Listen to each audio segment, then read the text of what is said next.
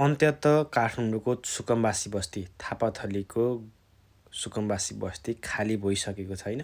त्यो असम्भव जस्तो थियो।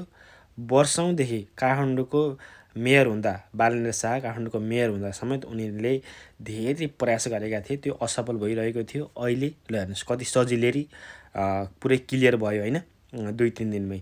र अब त्यहाँ कोही पनि कराउन आएको छैन, हल्ला गर्न आएको छैन, किनकि थाहा छैन त सुकुम्बासीहरूलाई त्यो न पास हुन्छ त्यो जग्गा होइन, न त्यो आफ्नो गराउन सकिन्छ।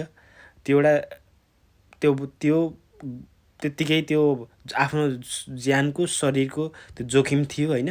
र कहिले बाढी आउँछ, कहिले पहिरो जान्छ होइन, कहिले बस्तीमा पस्छ, धेरै मान्छेले ज्यान पनि गुमाए र मान्छे सजग भइसके के।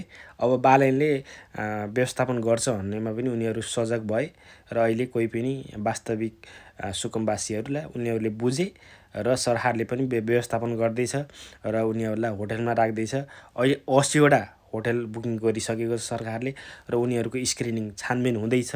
यदि वास्तवमै ऊ सुकुम्बासी हो भने चाहिँ अब सरकारले उचित जग्गा दिने हो कि होइन, अब सरकारी अपार्टमेन्टमा राख्ने हो कि सरकारले व्यवस्थापन गर्दैछ। एकदम राम्रो काम हो यो होइन। र सरकारले यसरी नै राम्रो काम गर्दै जाओस् र जनतालाई चाहिँ जनताको अभिभावक भएर काम गर्दै जाओस् होइन। यो चाहिँ एकदम राम्रो काम हो र सानातिना अलिकति विरोधता भइ नै हाल्छ होइन, तैपनि एकदमै राम्रो छ। तपाईँले कस्तो लाग्यो कमेन्ट गर्नु है त साथीहरू।